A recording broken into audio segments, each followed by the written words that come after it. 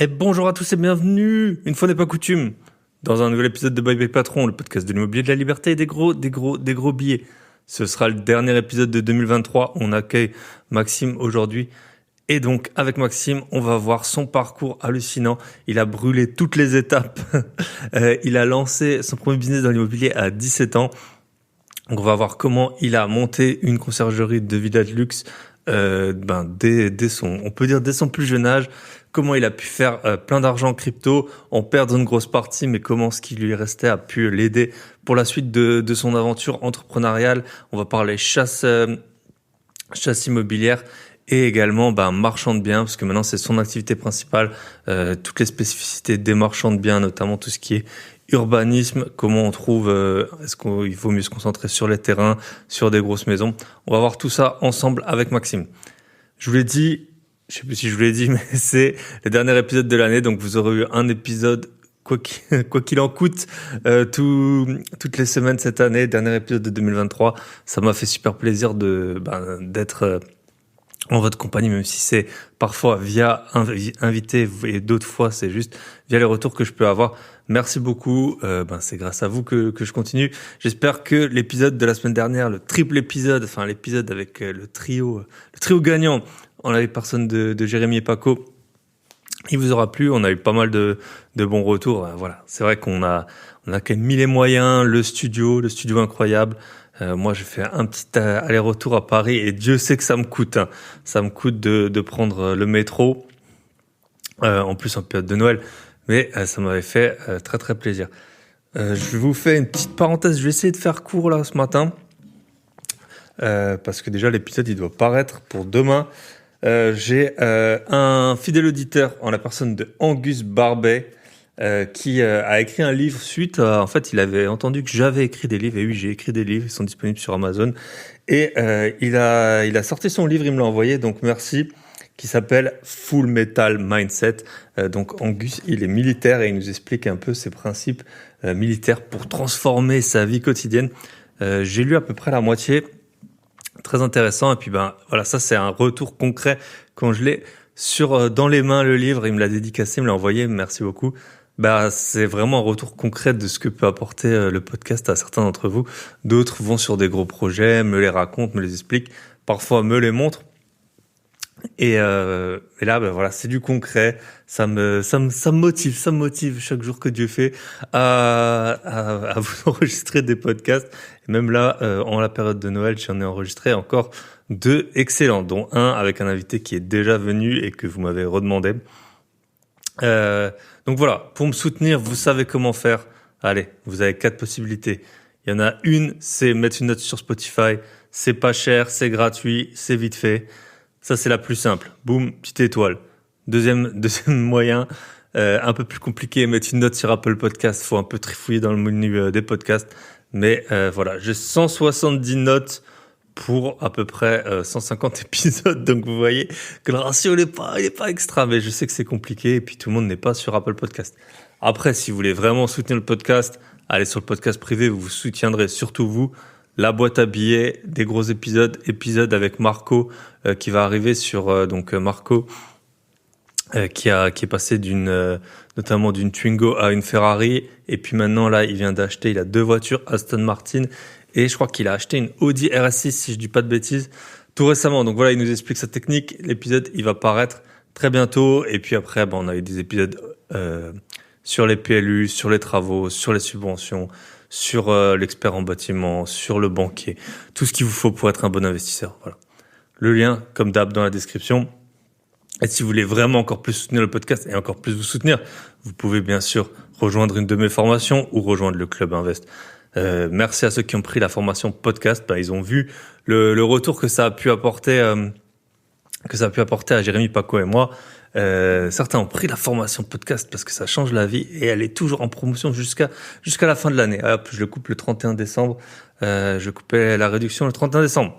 Donc si vous voulez, grosbillet.com, il y a tout. Et félicitations. Allez, je fais une petite parenthèse, j'en parle de temps en temps. Mais les personnes qu'on coach, du Club Invest avec Michel, tous ceux qu'on a eu cette année, il y a eu zéro. Je pense vraiment qu'il y a eu 0 échec. Tout le monde a trouvé des biens, tout le monde a eu des offres acceptées.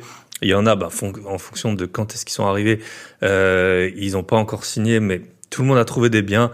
Il n'y a eu aucun échec de projet qui n'est pas allé au bout pour ceux qui voulaient vraiment aller au bout. Donc ça fait super plaisir ça pousse. Voilà, si vous voulez être accompagné, vous pouvez nous rejoindre. Je sais pas, moi je pense que j'ai pas de place. Peut-être j'en ai une, je sais pas, faudra que je vois. Mais Michel, il doit en avoir une aussi, je suis même pas sûr. Mais si vous voulez nous rejoindre, vous nous écrivez. On verrait bien s'il y a de la place. Et en tout cas, je pense que ça fait 2 ans qu'on a lancé et on a eu que des réussites sur plus de 5 millions. On doit être même à 6 millions d'euros maintenant investis par les membres. Donc sachant qu'on a exprès ultra limité les groupes. Donc voilà, je pense qu'il y a personne qui a des meilleurs résultats. S'il y en a qui ont des meilleurs résultats, qui viennent nous voir. S'il y en a qui ont fait plus que 100% de réussite, venez nous voir. On pourra en discuter. Mais sinon, voilà, vous êtes les bienvenus également au Club Invest. Si vous voulez réussir vos investissements en 2024. Parce que là, pour 2023, ça va être chaud. Voilà, je pense que j'ai fait un bon petit tour. On va attaquer avec Maxime. Sinon, mes biens, j'ai rien à vous dire. J'ai des locataires là qui vont partir. Ça paraît il y a pas longtemps, un bien que j'avais acheté en 2020. Et ça paraît vraiment il y a pas longtemps. Et ils vont partir, j'ai fait les comptes, ils ont quand même versé plus de 30 000 euros de loyer. Quand on met ça en perspective, le Covid, parfois ça peut paraître loin, parfois ça peut paraître pas loin. Mais quand on se dit, après confinement, on a acheté un bien, puis on a déjà touché 30 000 euros de loyer, ça fait plaisir, hein. Merci. Merci à mes 2 locataires, même si j'aurais préféré qu'ils restent encore un peu. Ils avaient quelques petits défauts, ils ont bien enquiquiné mon gestionnaire, mais c'est pour ça qu'on en a un. Mais voilà, 30 000 euros de loyer sur un seul bien. Ça, je sais pas, ça met de bonne humeur quand tu vois le chiffre, même si tu vois l'argent qui tombe tous les mois, quand tu fais la somme, t'es bien content. Donc on est parti, on attaque l'épisode avec Maxime. Je vous souhaite encore un joyeux Noël pour c'est déjà passé quand vous allez écouter l'épisode, et un très joyeux réveillon. Prenez le temps peut-être, tout le monde vous donne des conseils. Allez, je vais vous en donner un. Moi j'ai fait 2 albums photos de vacances. Ça a été ça, moi, petite période off. Ça m'a pris 2 heures par album. Non mais sinon prenez le temps. On dit de se fixer les objectifs. C'est intéressant parce que moi, j'ai recherché des papiers, puis j'ai retrouvé mes objectifs que j'avais mis sur papier pour 2023. J'en ai accompli vraiment pas mal, hein. Donc, je suis assez satisfait. Mais ça vaut aussi la peine de un peu regarder dans le rétro, de regarder. Il y en a qui mettent souvent, et puis j'aime bien Remember the day when you prayed for what you have now. Donc voilà, rappelez-vous il y a des choses qui vous paraissaient peut-être inatteignables, peut-être pas il y a 1 an, mais il y a 2 ans, 3 ans. Et puis maintenant, vous y êtes. Vous avez peut-être fait des accomplissements en sport. Vous avez peut-être été voir votre grand-mère souvent.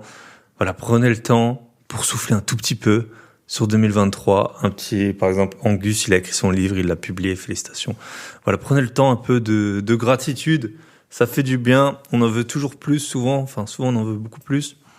C'est peut-être le moment de regarder un peu ce qu'on a pour attaquer encore plus fort, et puis ce qu'on a fait, ce qu'on aime bien, ce qu'on n'aime pas, pour essayer de changer un peu de cap pour 2024.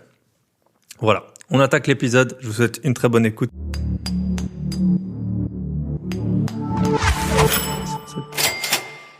Et bonsoir à tous. Et ça fait longtemps que j'ai pas enregistré un podcast. Et là, on est avec un invité que ça fait très longtemps que vous auriez déjà dû entendre. Parce que moi, j'étais passé sur son podcast, c'était au mois de juin. Je pense qu'il faisait hyper chaud. J'étais exactement au même endroit qu'aujourd'hui. Salut Maxime, comment ça va? Merci Thibaut, écoute, merci pour ton invitation, ça va super. Et vu la vitesse à laquelle tu vas, voilà, en 6 mois, il a pu s'en passer des choses. C'est clair, il y a encore plus de choses intéressantes à dire, tu vois. Voilà, c'est ça. C'est pour ça aussi qu'on a attendu. Mine de rien, on avait d'abord attendu une première fois volontairement, puis ensuite, il y a eu pas mal de péripéties, de câbles oubliés, de rendez-vous oubliés, des personnes qui débarquent, notamment les... Chacun est un peu responsable. Je crois qu'on est à 3-2 sur l'annulation un petit peu. Voilà. Mais écoute, vaut mieux tard que jamais, comme tu le disais juste avant. Yes. Ok, écoute, je te laisse te présenter rapidement. Et donc, si tu as déjà écouté le podcast, tu sais que la première question, c'est est-ce qu'il y a un job ingrat, un premier job, une première expérience que tu as pu avoir et qui t'a tout de suite donné envie de dire bye bye patron avant même d'aller vraiment chez un patron de façon plus pérenne. Donc, est-ce que tu peux nous raconter un peu tes débuts, même Et si t'en es encore qu'au début aussi, mais que t'as déjà bien avancé. bien sûr. Avec grand plaisir, Thibaut. Du coup, pour la première expérience, alors je vais commencer par là peut-être. Je m'appelle Maxime, j'ai 20 ans, je suis entrepreneur dans l'immobilier. Donc du coup, marchand de biens et aussi j'accompagne aujourd'hui les entrepreneurs à investir dans l'immobilier, notamment sur leur premier bien, avec des coachings à distance sur 5 mois, 8 heures de visio, etc. Et je pense qu'on aura le temps d'y revenir sur la partie les différentes parties du podcast. Et pour revenir sur ma première expérience professionnelle, écoute, c'était la meilleure que j'ai pu avoir de toute ma vie. C'est mon stage de troisième dont je vais te parler. J'ai fait mon stage de troisième au MHB, donc au Montpellier Handball. Et moi qui suis un grand fan de handball, j'ai pu passer une semaine avec l'équipe événementielle et marketing du MHB à organiser le match le plus important de l'année qui est le MHB Paris. Donc c'était juste extraordinaire pour moi. J'ai vu les joueurs se préparer dans cet événement-là. J'ai pu être au plus proche du terrain, de l'action en fait finalement de ça. Et moi, j'ai pas trouvé d'inconvénient à ça. J'aurais pu, je pense, Mm. travailler toute ma vie là-dedans. C'est pas ça qui m'a dégoûté du salarié, bien au contraire. J'en retire une super expérience et même maintenant, je suis toujours ami sur LinkedIn avec ma prof de stage, ma tutrice de stage, et avec qui j'échange régulièrement sur les réseaux sociaux et qui avait elle aussi passé un bon moment avec moi puisqu'elle m'avait dit qu'elle me reprendrait avec grand plaisir quand je voulais. Mais j'ai Et ben pas voilà. eu envie d'y Voilà. retourner. Si jamais demain tu as besoin d'un job à 2 000 € brut par mois, peut-être tu peux te faire embaucher. Non, on les embrasse, les handball. Et c'est marrant parce que je connais pas mal de gens assez déterminés qui ont été. Toi, tu es aussi arbitre de handball, non? Et je continue, ouais. Je suis toujours, Ouais, on est avec mon binôme aujourd'hui arbitre national de handball et je continue ouais. toujours à exercer. On se bat tous les week-ends un peu partout dans toute la France, dans tout le sud de la France plutôt, mais on se régale encore. Ok. Moi, ouais, j'avais un stagiaire à mes premiers quand j'étais jeune senior auditeur et il gagnait pas mal d'argent avec je sais pas, il y a une sorte de ligue des champions, Coupe d'Europe, je sais pas quoi. Il était arbitre là-dedans et Ouais, ça, même pendant ses études, ouais, à ce ça lui niveau-là, faisait ça paye bien quand même. un bon side business. Ouais. Ok, top. Tu peux nous dire peut-être quel âge t'as parce que c'est un peu, même si l'âge n'est pas toujours représentatif, mais pour qu'on comprenne que on va parler de beaucoup de choses sur un laps de temps qui Ouais, est bien très sûr. court. Euh, j'ai eu Manoa, je sais pas si tu le connais, Manoa de Sporting Manoa, ouais, Media. bien sûr. Je le connais. Ouais. Il est aussi bien jeune. Il a aussi fait pas mal de choses en très peu de temps. Ouais. Donc, Et du coup, bah, j'ai 20 ans, donc je vais avoir 21 ans dans 2 mois, donc ok. j'ai 20 ans et oui, peu d'expérience. J'ai 3 ans d'expérience un petit peu dans l'entrepreneuriat, dans l'immobilier, 2 ans d'expérience, mais j'ai essayé d'aller vite. En tout cas, j'essaye de mettre les choses en place pour que ça se passe bien. Et ça s'est plutôt bien passé pour le moment. Du coup, bah, tout le monde va se poser deux questions, même plusieurs questions. Déjà, comment on se lance dans l'entrepreneuriat slash immobilier. Alors, autant entrepreneur, on sait qu'on peut s'y lancer. Euh, c'est pas facile de réussir, mais c'est facile de se lancer.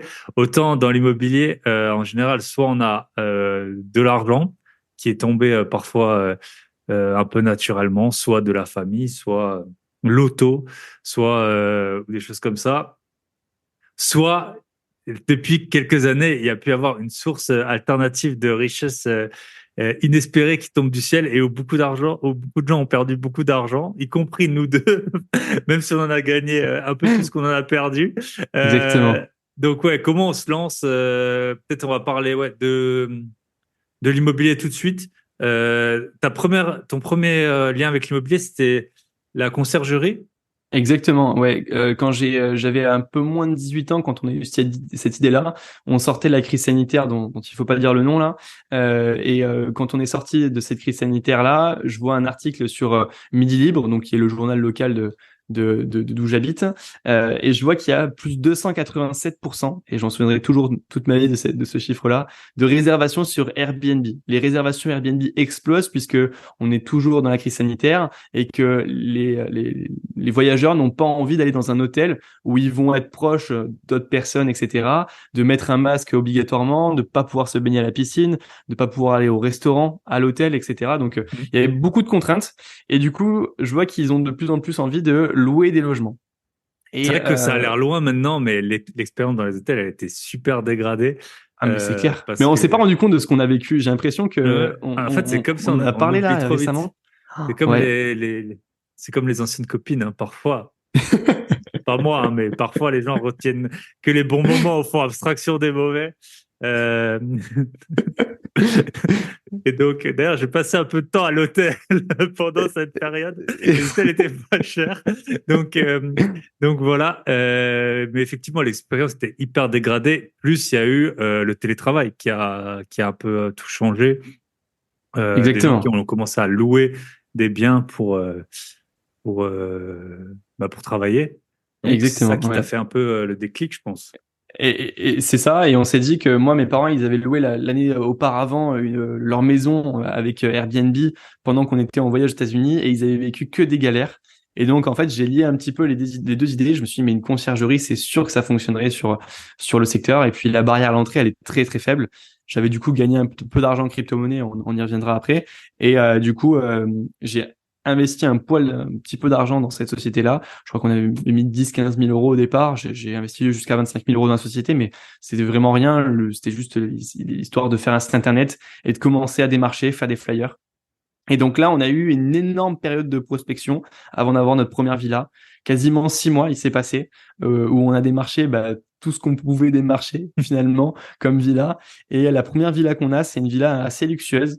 Et donc là, on s'est dit, on s'oriente dans le luxe. Je sais même pas pourquoi cette personne-là nous a fait confiance au début, d'avoir 3 jeunes, parce que je m'étais associé avec 2 personnes qui avaient mon âge, donc 2 associés de 18 ans à ce moment-là.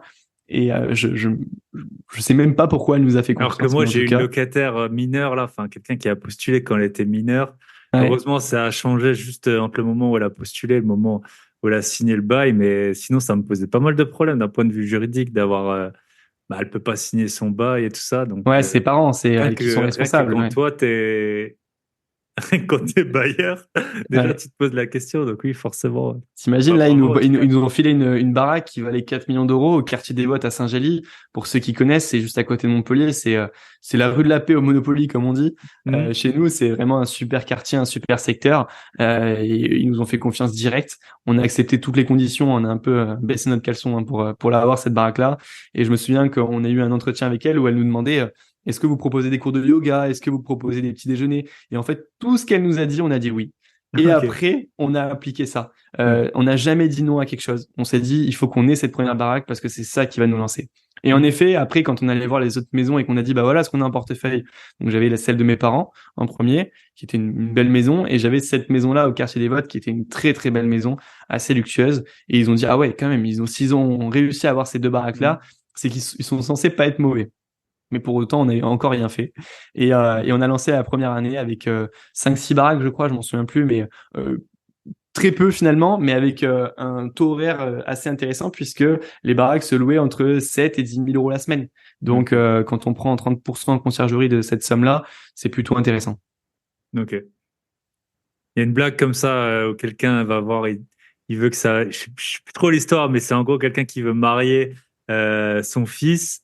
Donc il va voir avec la fille de Bill Gates et alors il dit, c'est comme un triangle quoi. En gros, vous pouvez retrouver la blague sur Internet, mais en gros, il va voir Bill Gates, il dit, Oui, je oui. veux que ta fille elle épouse mon fils. Et il dit, c'est qui ton fils? Et après il dit, bah c'est le patron de la Banque mondiale. Et puis après il va voir la Banque mondiale ou le futur patron. Et il dit, bah, mon fils, c'est le mari de la fille de Bill Gates. Et comme ça, il arrive à faire le triangle, tu vois. Donc, oui, Ouais.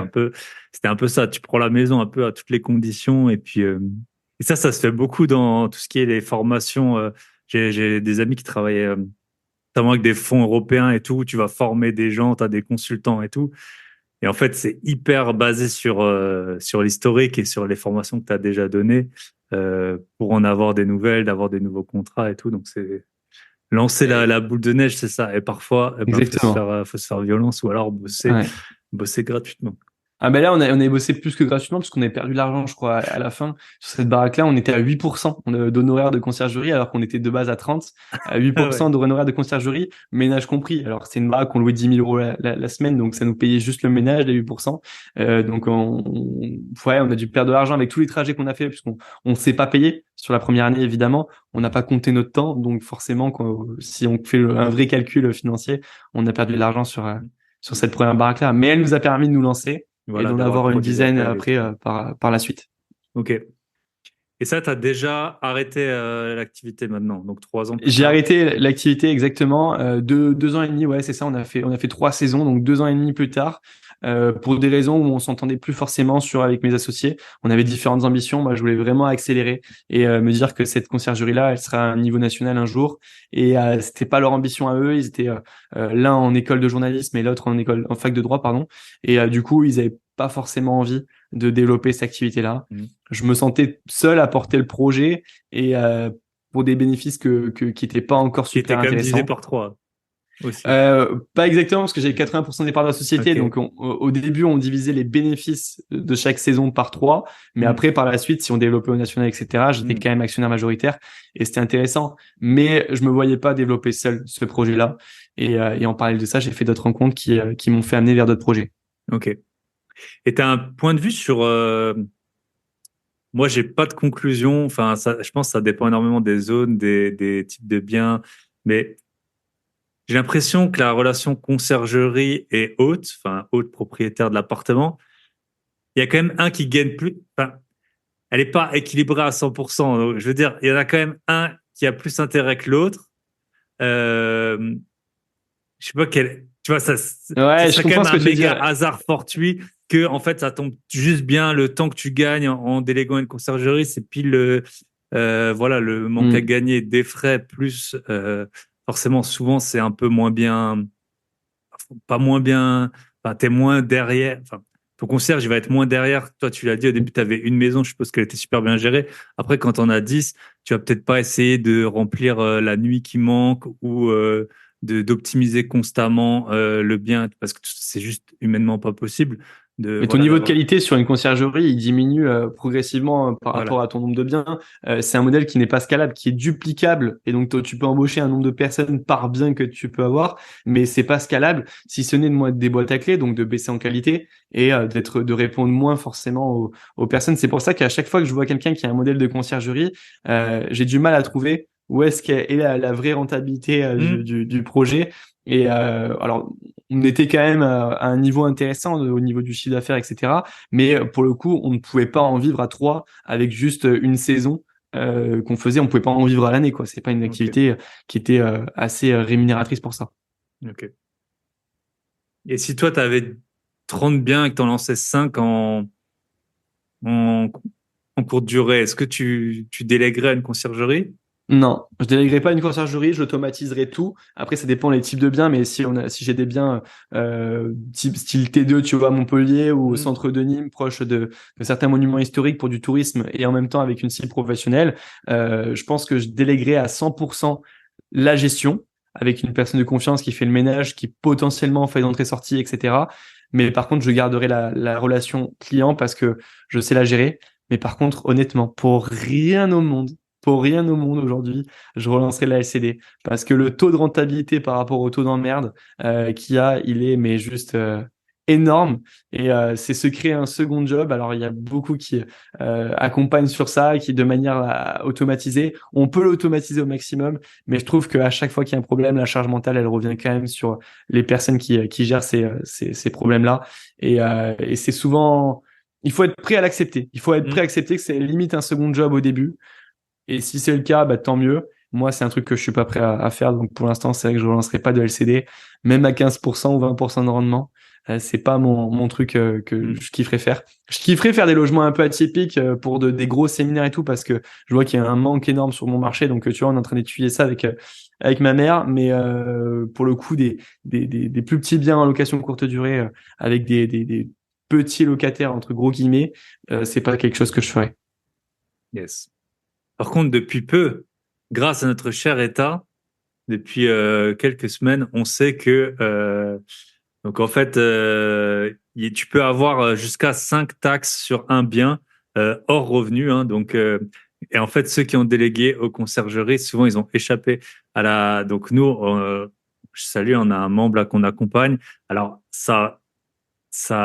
il va pas devoir tout payer, mais l'État lui a demandé CFE. Bon voilà, Ouais. logement meublé, taxe foncière. Il le louait en début d'année à une locataire, euh, mais ils lui ont quand même demandé la taxe d'habitation à lui.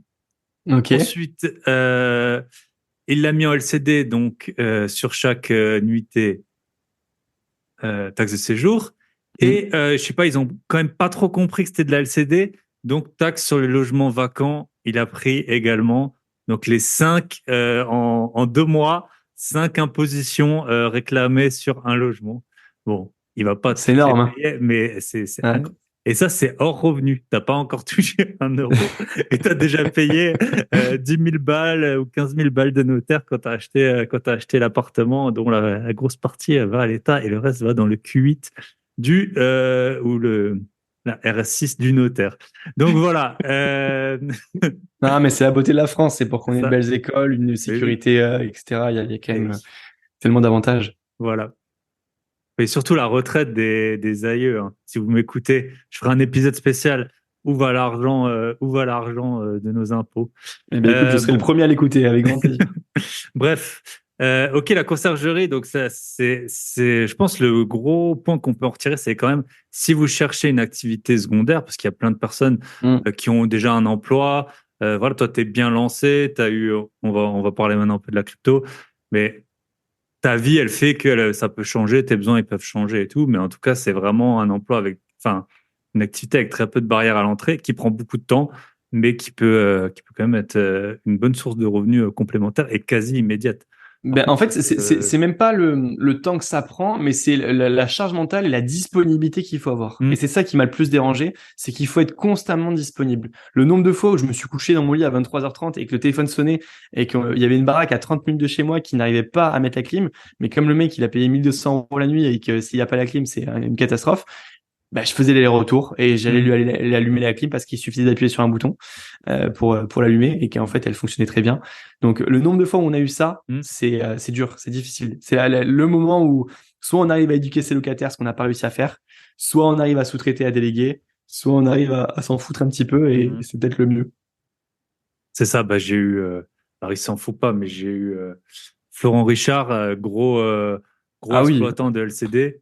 Et une machine de guerre lui. lui, il a un peu l'approche, voilà, il donne toutes les infos et après débrouille-toi, quoi. Mais après, c'est Ouais. pas du tout des villas à 1 200 € la nuit, donc c'est aussi pour ça que tu peux faire autrement. Et On avait quand je une vois clientèle beaucoup plus exigeante. Ouais. ouais, vous, c'était ça. Et puis quand je vois c'est vrai que nous, en Alsace, pour l'instant, on n'a pas trop de clim. Mais moi, je vois, c'est toujours une galère quand je suis en voyage, la climatisation. Donc, je ne peux même pas imaginer comment ça peut l'être quand tu es une conciergerie et que tu dois. Les gens, c'est assez compliqué parce qu'il faut viser, il faut appuyer. Enfin, bref. Ok, Ouais. conciergerie, on a fait le tour. Ouais. La crypto, on va en parler. Est-ce qu'on est en bull run maintenant, là, en ce moment, déjà? Mine de rien, ça a bien Ouais, bah pris, hein. écoute, Ça a bien pris, hein. j'ai une boule de cristal à côté de moi là, Ouais. et moi je te dis que ça va se casser la gueule. Ça va se casser la gueule absolument. Ok. Non, pour de vrai, moi j'y crois pas dans le marché actuel. J'ai l'impression que, tu vois, on vit une période d'inflation, on vit une période très difficile au niveau des taux. Enfin bref, en termes de macro, microéconomie, etc. C'est la galère de partout. Et je me rends compte, et je m'en suis rendu compte aujourd'hui, que la crypto-monnaie c'était quand même très spéculatif et que derrière, bah, ça reposait quand même sur une technologie blockchain, mais qui n'était pas adoptée par une majorité de personnes encore dans le monde, et que c'était quand même beaucoup de spéculation sur des actifs qui n'avaient pas une réelle utilité derrière, pour la plupart. Même si je vais me faire tuer si je dis pour Non, non, toutes les mais crypto-monnaies, mais voilà. Et donc, je me rends compte que là, on spécule sur des actifs qui montent énormément, alors que les indices sont pas forcément super bons. Moi, j'en suis complètement parti, hein, de l'analyse de crypto-monnaie, donc je n'analyse plus au quotidien. Mais là, quand j'ai vu que ça repartait, j'ai regardé et je t'avoue que moi, j'ai tout sorti il y a pas très longtemps. Donc, j'ai tout sorti de la crypto-monnaie parce que ça ne m'intéresse plus aujourd'hui. J'en ai encore un petit peu sur des choses qui sont bloquées, qui sont lockées encore pour quelques mois, quelques années. Donc là, je peux pas y sortir. Mais par contre, tout ce que j'ai pu sortir, j'ai sorti pour me focaliser à fond sur la partie marchand de biens. hmm, Et donc, pour revenir sur la crypto-monnaie et un peu mes débuts, j'ai commencé la crypto-monnaie avec le compte de mon père sur Binance, puisque j'avais 17 ans. J'ai pas le droit d'avoir un compte.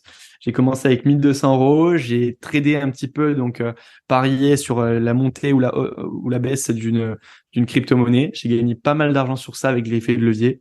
Et j'ai aussi beaucoup investi dans des shitcoins ou des très low cap, donc des crypto-monnaies à faible capitalisation, qui m'ont permis de générer de l'argent très rapidement. Mais je l'avoue, et même si Tony m'engueule à chaque fois que je dis ça, mais moi, c'est par chance, honnêtement, sur cette période-là, j'ai eu beaucoup de chance. C'est-à-dire qu'on était dans un effet bull run. Je recommence aujourd'hui avec 1 200 euros, jamais je fais ce que j'ai fait.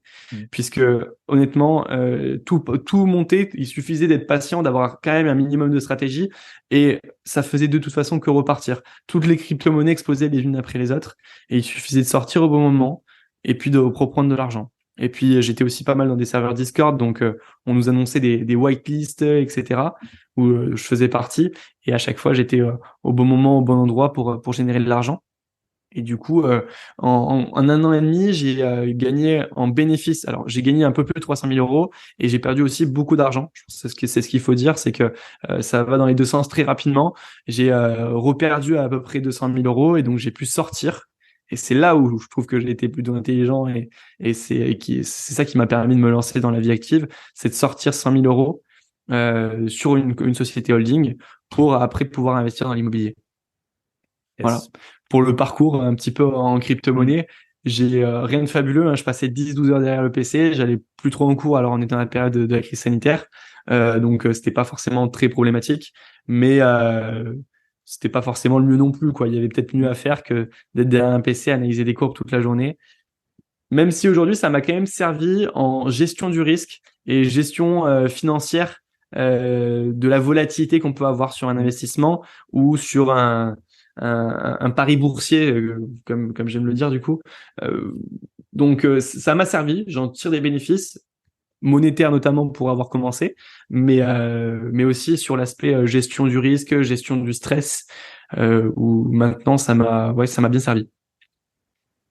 Yes, intéressant. Et je pense que c'est un bon point que tu as soulevé. Donc moi, bah, c'était un de mes premiers, et on le salue, c'était un de mes premiers épisodes. J'ai un bon ami, il s'appelle, vous pouvez chercher l'épisode, hein, c'était transformé, je sais plus combien, mais il avait fait plus de 600 000 euros. Donc c'est Samy, on le salue, hein, je le connais depuis que je suis ado. Et pareil, il avait pris, enfin il était depuis 2013 dans la crypto. Et à force de mettre, déjà, il avait fait plusieurs paris ou investissements qui avaient bien fonctionné, mais il y en a un qui a fait du fois 2000 ou je sais plus, et du coup, il s'était retrouvé avec vraiment, c'était plus de 600 000 euros grâce dans la crypto. Waouh, ouais, Et c'est pas mal ce quand serait même. le premier à te dire que c'était complètement impossible à reproduire, que après, c'était à force de. Moi, j'ai joué au golf justement avec Samy quand j'étais ado. Et notre prof, il disait toujours, bah, si tu veux faire un trou en un, donc tirer depuis le départ direct dans le trou, bah, chacun de tes coups, il va proche du trou, plus t'as de chance plus t'as de chance de la mettre en un coup, quoi. Donc, c'est forcément, lui, il a été sur des milliers de projets, je pense. Et puis, il y en a un qui Ouais. a pris. Il y a rien qui dit qu'aujourd'hui serait pareil. Peut-être que c'est reproductible, peut-être que non. En tout cas, on peut passer beaucoup de temps là-dessus. Et moi, ça a été un peu pareil. En 2017, j'étais beaucoup dans la crypto. Et c'est à partir de 2018, j'avais déjà eu des biens, je n'avais déjà vendu, mais là, j'ai commencé à en acheter beaucoup. J'ai tout liquidé parce que ça prend énormément de charge mentale. Tu as parlé des whitelists et tout, faut s'inscrire, faut envoyer le Ah, bon faut truc attendre sur et le des fois bon c'est à 3 heures du réseau. mat Voilà, c'est que ça ça. sort, etc. Donc c'est C'est vraiment. Mais si pour résumer un peu ça, c'est que pour les gens qui souhaitent s'intéresser à la crypto-monnaie, faut pas les en dissuader. Mais pour le coup, moi je dis vraiment à tout le monde, c'est que si jamais tu gagnes de l'argent en crypto-monnaie, c'est que quelqu'un en perd, puisqu'il n'y a pas de création. voilà, c'est pas comme une C'est des société. voilà, c'est pas C'est pas comme comme une la bourse. exactement. Ou quand Apple monte, bah, elle a fait du chiffre d'affaires, donc forcément, si tu as des dividendes d'Apple, c'est selon un bénéfice, donc c'est selon de la création Mm. quand même de. Tu connais bien mieux que moi sur ce sujet-là, mais il y a quand même une création de richesse. Alors que la crypto-monnaie, c'est purement la C'est un jeu spéculation. à somme nulle, voilà. Voilà. Et, yes. Et je pense aussi, ce qu'on peut dire, et tu me contredis si t'es pas d'accord, mais comme tu as dit, voilà, tu as eu voilà, un mélange de chance aussi, tu étais impliqué dedans et tout. Et, euh, et du coup, je pense que tu te considères pas du tout comme un expert crypto. Ouais. Et je pense que c'est un bon truc que vous pouvez avoir aussi dans l'IMO ou dans la bourse. C'est pas parce que quelqu'un a beaucoup d'argent ou fait beaucoup d'argent, il a peut-être été juste au bon moment, au bon endroit. À un moment, tu vois, enfin, l'immobilier parisien a été multiplié par 4 au début des années 2000, je crois. Après, moi, j'ai des apparts à Metz, ça a explosé. Personne ne pouvait dire qu'à Metz, les prix allaient monter tant que ça, notamment pendant le Covid. Et j'étais pas plus intelligent qu'un autre. J'ai juste acheté des super bonnes affaires. J'ai beaucoup visité, mais je vais pas te dire que je suis la méga star pour trouver la prochaine ville qui va faire 2 fois 15%. J'ai fait x2 sur des apparts juste parce que je les avais bien achetés. Alors j'avais toujours la même stratégie pour bien acheter. Mais après, il y a eu aussi, tu peux gagner 20% ou 30% en achetant bien. Mais après, si tu fais x2, c'est que le marché, il a été de ton côté. Et ça, je pense que c'est important de le dire, Mm. surtout dans la bourse, parce qu'il y a des gens, ils ont vendu des sociétés, ils ont vendu des biens immo, et tant mieux, ils ont fait beaucoup d'argent. Et après, ils vont te dire, regarde, je suis une star, j'ai 1 million d'euros en bourse. Ouais. Ou voilà. Et C'est un tu peu vois. plus simple quand on a l'argent dès le début, hein. Voilà, c'est Je te ça. rejoins et je suis d'accord. Et ça fait pas d'eux forcément des experts et même des personnes. En fait, faut être hyper humble, hein. C'est pas parce qu'on a fait des bonnes affaires que finalement on est expert de ce secteur-là. Par contre, on peut quand même accompagner des gens à au moins faire pareil Hmm, et c'est déjà pas mal pour la plupart des cas. bien sûr. Donc voilà, prenez toujours, essayez toujours d'avoir les infos. Voilà, toi, tu les donnes. Ouais, c'est clair. Moi, j'ai beaucoup accéléré dans l'IMO. Justement, j'avais acheté un bien que j'ai revendu avec beaucoup de plus-value. J'avais bien acheté, plus le marché m'a aidé. J'avais déjà eu des biens avant, mais ça m'a fait bien accélérer. Toi, Ah tu as oui, eu non, un c'est peu cet sûr. argent que tu as réussi à faire et Mm. ça t'a bien aidé. Ouais. Donc voilà. Et si Non, demain, toi, je suis hyper honnête sur ça. J'ai eu la chance de le faire, hein, cet argent-là. Il faut aussi avoir les coronesses, c'est-à-dire que hmm, 1 200 euros, bah, il y a beaucoup de personnes qui les avaient. Faut avoir les coronesses, de se taper des jours entiers sur des graphes, etc. Faut avoir beaucoup de chance aussi. Ça, je suis d'accord. Par contre, après, il faut arriver à le basculer et et j'aurais pu savoir qu'en aussi sortir. perdre Ouais. ces 100, ouais, voilà, j'aurais pu perdre ces 5 000 euros. J'aurais pu sortir avec 300 000 aussi. Hmm, C'est une chose qui aurait pu arriver dans un des cas. Par contre, je pense que si je serais sorti avec 300 000, j'aurais fait d'autres erreurs par la suite. hmm, Là, le fait d'avoir fait cette grosse erreur de perdre autant d'argent d'un coup, ça m'a énormément appris, bien plus que ce que j'ai gagné. Et ça m'a appris notamment dans la hmm. gestion financière pour après. Ouais, bah, c'est pareil. J'ai vendu, bah, de temps en temps, j'ai eu beaucoup d'argent suite à des ventes d'appartements. Et c'est là où et c'est là où j'avais gagné mes premiers, vraiment les grosses sommes, quoi, à 5 6 chiffres. Et là, c'est là où tu fais un peu l'argent, il te brûle les doigts. Et maintenant, je le dis à tout le monde, dès qu'il me dit je vais vendre, je lui dis, tu notes déjà à l'avance, tu fais pas n'importe quoi. À chaque truc, tu te poses les questions. L'argent, il te brûle les doigts quand il est sur ton compte. Tu as envie d'en faire un truc et il y a moyen d'un coup, tu te trouves des nouvelles lubies. Je vais investir là-dedans, je vais investir là-dedans. Voilà. Ouais, non, faut faire attention. Vaut mieux itérer en tout cas. Faut avoir une vraie stratégie pour placer Mm. son argent. Yes. Ok.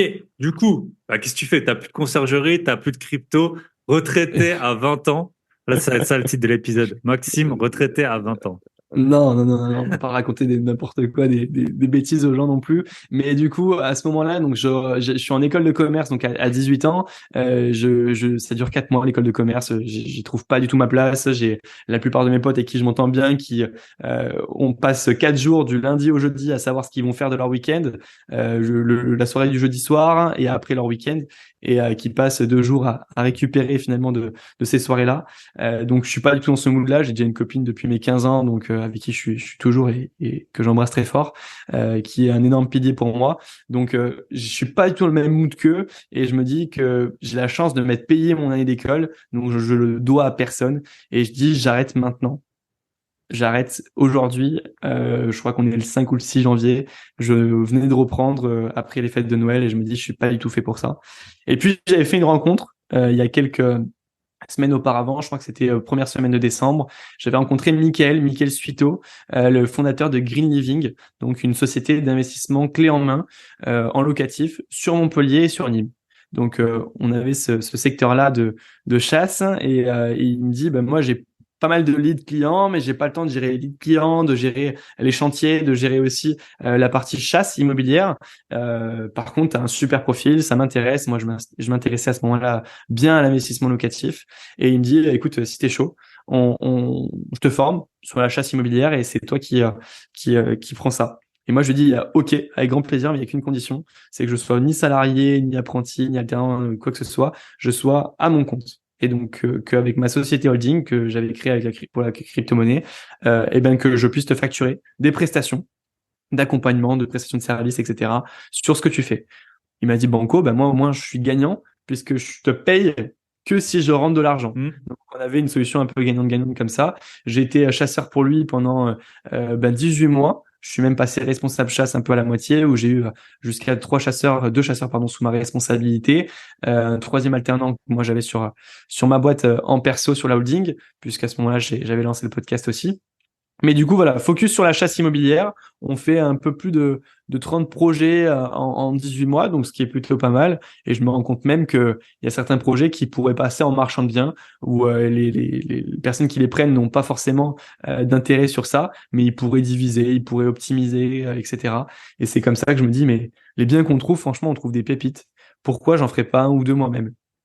Et donc, Donc j'ai là, tu n'avais commencé encore aucun investissement, toi, en J'avais personne. encore aucun investissement, non. C'est comme ça que j'ai appris à chercher des biens rentables et que j'ai découvert aussi la colocation, puisque la plupart des produits qu'on nous demandait, c'était de la colocation. Parce que c'est vrai que la colocation, c'est le meilleur rapport sur une ville qui est à rendement, où il n'y a pas forcément trop de gestion, si on l'optimise bien et s'il y a une forte tension locative, et en même temps la meilleure exploitation possible. Puisque du coup, nous, on loue la chambre entre 500 et 650 euros. Donc ça fait quand même un bon rendement sur des appartements que tu achètes entre 150 et 200 000 euros. Il y avait des très bons rendements quand les taux étaient bas, il y a quelques mois Bah, le encore. rendement, ça n'a rien changé. Hein. C'est combien tu payes. Le rendement, ça, c'est le même. Oui, non, Hein, le mais... rendement, oui, non, mais le cash flow, pardon, excuse-moi. Ouais. Le cash flow était très intéressant avant. Ouais. Sur, tu vois, les appartements, quand j'étais à 1,2, etc., on avait entre 300 et 550, 600 euros de cash flow. Donc, c'était très intéressant. Et oui, c'est vrai. Du coup, le cash flow a bien baissé. Forcément, avec les taux qui ont augmenté, tu payes beaucoup plus de mensualités et d'intérêt sur tes mensualités. Et du coup, j'ai enchaîné sur ces projets-là qui m'ont semblé géniaux. J'ai appris comment on avait finalement une relation avec un agent immobilier, quelques tips que Michael m'a donné. Et puis après, je me suis fait moi-même sur qu'est-ce que j'avais envie de transmettre comme relation avec l'agent immobilier pour trouver des biens intéressants. Et ça m'a vraiment plu, cette partie-là. Ok. Et comment ça se passe? Moi, j'ai eu sur le podcast 2 fois et sur notre podcast privé 1 fois, Jérôme Rubin. Lui, il est aussi chasseur. Ouais. Lui, de ce qu'il expliquait, sa stratégie, c'était d'être un peu tout le temps dans la tête des agents immobiliers. Donc, de les rappeler, les relancer, pour Mm. avoir le plus d'affaires possible. Est-ce que ça a été aussi ça ta stratégie, rencontrer beaucoup d'agents et essayer de toujours, les garder Mm. un peu, qui pensent à toi en premier quand ils ont un bien qui rentre, ou en même temps, je suppose qu'en parallèle, tu démarchais aussi. Ça a été quoi un peu ta stratégie pendant ces... Ouais. Alors, tu vois, c'est peut-être marrant, mais nous, on faisait jamais de particulier, donc on démarchait pas du tout. On était que avec des professionnels, on travaillait qu'avec des agents immobiliers. Et le but, c'était d'avoir le maximum de biens off-market. Donc, ce que j'ai fait au début et ce que je conseille à tout le monde de faire, peu importe le niveau, c'est de faire du volume énorme en visite.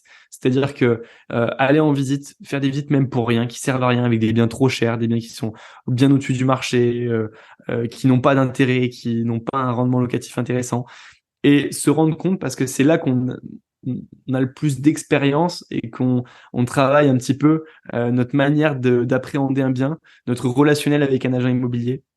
Et donc, j'ai fait beaucoup de volume et après, j'ai fait un peu plus de qualité au fur et à mesure que j'avançais sur cette partie-là. Et j'ai sélectionné les agents immobiliers avec qui je voulais travailler. Et eux, ceux qui étaient vraiment bons, et je pense sur Montpellier, ça se compte sur les doigts de la main, alors que j'ai dû rencontrer peut-être 500, 600 agents immobiliers en 2 ans, à un rythme de 15-20 visites par semaine. C'était à peu près les rythmes que j'avais de rencontres de nouveaux agents immobiliers.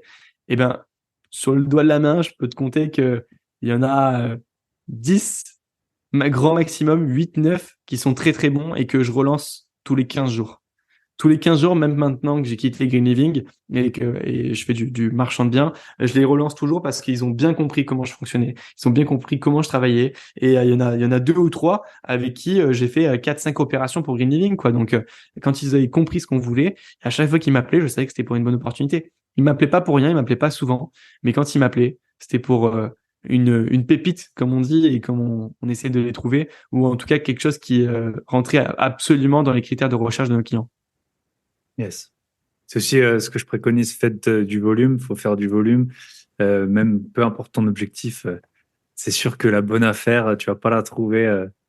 Si elle est sur le bon coin directement, alors soit tu as eu de la chance, elle vient de tomber, soit tu as vu un truc que les autres n'ont pas vu, mais la plupart du temps, faut visiter beaucoup et c'est peut-être en visitant que tu vas voir la Ouais. bonne affaire, que tu vas prendre les contacts. Moi, j'ai acheté plusieurs biens des ex-défisques à moitié prix de ce qu'ils avaient été payés 10 ans auparavant, en ayant fait à la base une visite trop chère. Et sauf que l'agent, après, je l'ai revu sur un bien.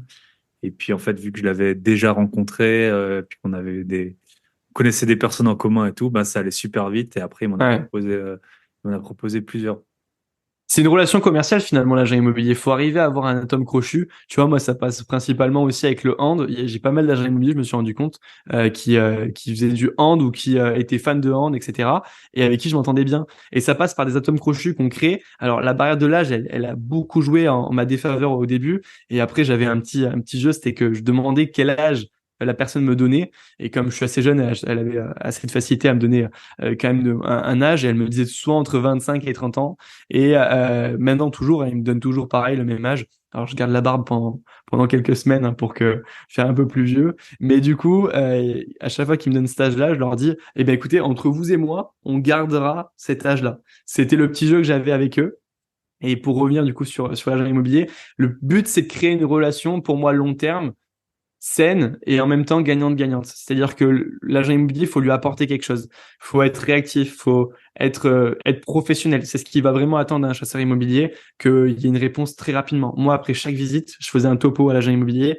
J'ai parfois envoyé des fausses offres pour qu'il puisse travailler son bien, travailler son prix. Et c'est comme ça qu'on crée des relations intéressantes avec eux. Donc, c'est vraiment une relation pour moi commerciale, professionnelle, avec laquelle on va chercher des atomes crochus en partie perso. Ok, top. Donc là, tu as arrêté aussi pour vivre ta Ouais, vie de retraité dont on parlait auparavant. Ok. exactement. Et maintenant, donc, tu es 100% sur l'activité de marchand. Exactement. Bah alors j'ai deux parties. J'ai toujours une partie où je Marchand. change mon temps contre de l'argent ou avec l'accompagnement des entrepreneurs. J'avais un podcast sur l'entrepreneuriat et je ne savais pas à quoi lancer un peu à côté. J'ai lancé un accompagnement puisque les gens sont venus soit des clients grilling, soit des gens sont venus me demander de me dire bah, est-ce que tu pourrais m'accompagner, mais j'aimerais bien apprendre à le faire et non pas que tu le fasses pour moi. Et c'est là que je me suis dit ah ouais, il y a peut-être un marché sur ça et du coup j'ai accompagné bah, tu vois, cette année, 16 personnes sur la partie investissement purement locatif. Donc, c'était intéressant. Et à côté de ça, je me suis formé avec Anthony Poncet, que tu connais bien, sur la partie marchand de biens et spécialisé en division foncière. Donc, c'est ce sur quoi je me suis orienté au début, même si, comme aujourd'hui, le foncier se passe un petit peu plus mal, eh bien, on s'oriente sur la division de bâti et sur notre première opération de mise en copropriété. Ok.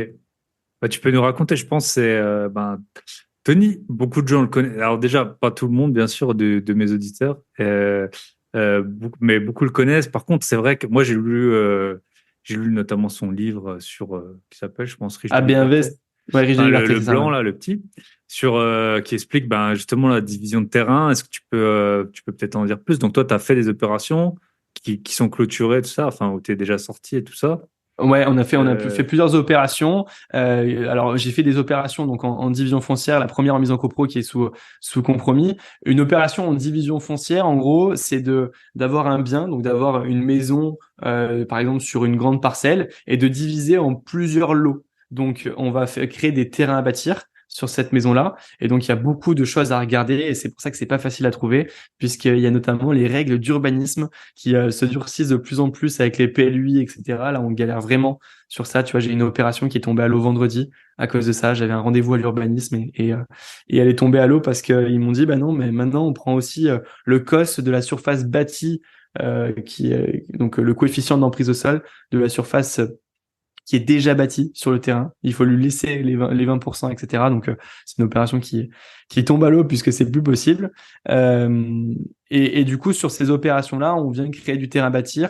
Le but, c'est d'acheter des biens qui sont compliqués, qui sont hors du marché en termes de prix, qui ne sont pas orientés vers un particulier, ni même un investisseur qui aurait une rentabilité, et de les diviser pour que ça corresponde soit à l'un, soit à l'autre. Donc, soit un investisseur qui va avoir une rentabilité sur ce lot, soit finalement un particulier qui va venir créer un projet de vie, donc sa résidence principale.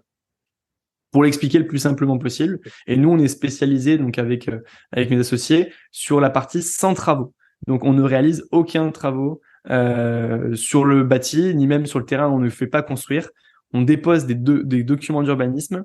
On viabilise les terrains parfois. Par contre, on ne fait pas de travaux, de rénovation, de grosses œuvres, etc. Même si sur la mise en copro, là, on va essayer de faire la toiture parce que c'est sur une mise en copro, après, c'est obligatoire quand même.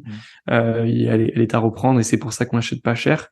Mais on essaye de faire le moins de travaux possible parce qu'on s'est rendu compte que c'est ce qu'on n'aimait pas, premièrement. Et deuxièmement, c'est là où on pouvait avoir pas mal de problèmes de gestion et où on passait énormément de temps dessus. Et ce qui prédomine tout, évidemment, c'est notre temps dans ce qu'on fait.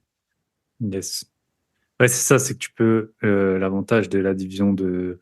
Alors, toi, t'as pas acheté de terrain nu. Parce que Tony On a fait une ça opération aussi. comme ça qui est Ok. tombée. Alors lui, il fait du lotissement, Tony aussi. Ouais. On a étudié Donc, quelques soit tu peux lotissements, mais acheter que le terrain, soit, comme ouais, toi, t'as fait, t'achètes une maison avec un grand terrain et tu divises, exactement. On a eu une opération comme ça où on prenait un terrain, on le divisait en deux et il y avait une servitude de réseau, etc. C'était assez compliqué. Et on a eu un refus d'urbanisme. Donc sur cette opération-là, on a perdu un peu plus de 6 000 balles de géomètre puisqu'on a dû payer le permis d'aménager. Et donc là, on met de l'argent dans la machine et on voit si l'urbanisme Mhm. sort. Et enfin, c'est pas un refus, c'est on a eu un droit à statuer exactement puisqu'il y avait un PLUI qui était en cours et que potentiellement ça ne respectait pas les normes qui allaient être mises en place par ce PLUI. Et à un mois près, ils nous ont refusé le projet puisque un mois auparavant, il n'y avait pas ce PLUI qui était en place. Donc évidemment, quand on l'a déposé nous, c'était pas le cas. Et oui, et oui. Donc, c'est ça. En fait, c'est plus ça que, je pense, les taux qui te posent problème aujourd'hui. C'est Ah toutes ouais, non, ces clairement. règles d'urbanisme. Parce que c'est vrai que les taux, tout ce qui est marchand, à partir du moment où les taux, quand ça monte, c'est compliqué, mais à partir du moment, même s'ils sont hauts, qu'ils restent stables, à peu Mm. près, tu peux. Pour la revente, c'est un peu plus difficile, c'est-à-dire Mm. que on voit aussi qu'il y a une demande qui est un peu plus basse, tu vois, sur une opération là qu'on a, demain on baisse les prix. On baisse les prix sur les terrains de 10-15 000 euros et sur le bâti de quasiment 20 000. Pourtant, on avait un projet qui était cohérent par rapport au marché. Tous les biens sont en adéquation et des visites, mais le pouvoir d'achat a tellement baissé que on sort hors du marché sur le projet fini. Donc, on a envie de baisser les prix, de rappeler tous les gens qui sont venus pour dire voilà, le prix il a baissé à ce prix-là. Et est-ce que vous êtes prêt à faire une offre ou pas? On verra, ça doit partir normalement rapidement, mais on se rend compte que c'est quand même de plus en plus difficile de trouver des gens qui sont finançables en tant que marchands. Et donc, faut faire des produits pour des catégories un peu plus CSP+, quoi. On fait des plus grands terrains maintenant. On fait des Mm. maisons qui sont un poil plus en adéquation avec des grandes familles, avec des gens qui ont un peu plus de moyens, plutôt que des opérations au fin fond de la campagne où t'as le boulanger et le pâtissier qui se battent en duel pour t'acheter ton terrain le moins cher possible. C'est plus compliqué, j'ai l'impression. Mm. Ça se professionnalise plus, en tout cas. Ouais, mais c'est des vraies questions. Faut toujours se poser justement la question de à qui tu vends, quand Quel est ton client final? voilà, quand tu fais ton projet. Même quand vous achetez Exactement. des voitures, faites très attention, ça. Par exemple, je vous donne un tips. Moi, j'avais une Audi A3 cabriolet blanche. Et moi, j'étais assez content et je voulais la vendre au bout d'un moment. Et, euh, et on me dit, mais tu sais que c'est une voiture de fille. Moi, je sais pas, j'avais pas l'impression que c'était spécialement une voiture de fille. Et, et en fait, ce qui s'est passé, alors à la base, homme-femme, on s'en fout. Sauf que les femmes, encore plus que les hommes, souvent, elles ont peur de se faire hyper arnaquer quand elles achètent une voiture. Du Mm. coup, elles viennent toutes avec un pote un peu garagiste, mais qui veut les draguer en même temps, qui va faire le beau en disant que ta voiture, elle va tomber en panne et en ruine parce que, tu vois, il a vu un truc de je sais pas quoi. Et donc, tu n'arrives jamais à la vendre, en fait, parce que la femme, souvent, les hommes et les femmes, mais souvent les femmes, elles ont besoin de sécurité. Eh ben, soit elles ont trop peur parce que tu es particulier, ou Ouais. soit tu avais le gars qui faisait le beau en disant moi je connais tout à la mécanique et il faut bien regarder ça, ça, ça et ça. Et puis ce moteur, il y a 20, enfin il y a 1% qui a cassé ou la chaîne a cassé de distribution, je sais pas quoi. Et voilà, moi j'avais pas vu que c'était une voiture qui était plutôt destiné à des femmes. Et bon, finalement, je l'ai vendu, hein, mais ça m'a un peu desservi de pas avoir vu quelle était la cliente. D'ailleurs, je l'avais acheté à une femme, la cliente finale. Donc, et c'est pareil dans tout, faut regarder sur le pouvoir d'achat des gens. Je parlais avec un ami là, il a acheté, enfin un ancien collègue plutôt. Ça faisait 10 ans que je l'avais pas vu, il m'a expliqué qu'il a fait une maison au fin fond de la campagne de 360 mètres carrés, que là il divorce et que il veut la vendre. Mais je sais pas trop. On verra. Moi, je connais pas super bien le coin, mais ça semble compliqué à vendre une maison neuve de 360 mètres carrés dans un endroit où le foncier n'est pas cher. Ouais, Ouais. tu vois, j'étais avec des marchands de biens là, cette semaine qui me disaient, on était sur un séminaire ensemble, qui me disaient que tout se vendait. En fait, finalement, il y a rien qui se vend pas, Et tout a même un si je prix. pense que C'est voilà, ça. c'est surtout ça. En fait, ça dépend quel prix et ça Mm. dépend évidemment de la liquidité du marché. Mais même sur un marché qui est complètement illiquide, moi, je les ai vus. Je fais une dédicace à François Bourgoin qui m'a accompagné sur ce séminaire-là, qui est un grand marchand de biens du nord plutôt ouest de la France, même s'il est aussi sur le nord un peu, bon, bref, du nord de la France, et qui achète des usines en ruine totale, dégueulasses, avec des maisons, la poutre, elle est en bas, donc tu as une usine, une maison, etc. Il redivise tout, et à chaque fois, il trouve un acheteur, mais à des prix super bas. Et c'est ce qu'il fait, il donne des bonnes affaires aux gens qui vont acheter. Et il dit, voilà, enfin, les biens, en tout cas, il les estime super pessimistes pour les vendre facilement à des gens qui vont acheter soit cash, soit avec des solutions bancaires plutôt favorables. Mais tout se vend. Il m'a Mm. convaincu de ça, alors que je pense que j'ai encore des barrières limitantes sur le fait que en campagne, ça soit autant liquide qu'en plein centre de Montpellier et qu'on arrive quand même à trouver des acquéreurs pour ça, quoi. Ouais. Et c'est vrai qu'il y a une niche fiscale que j'ai jamais exploitée, que je connais pas bien.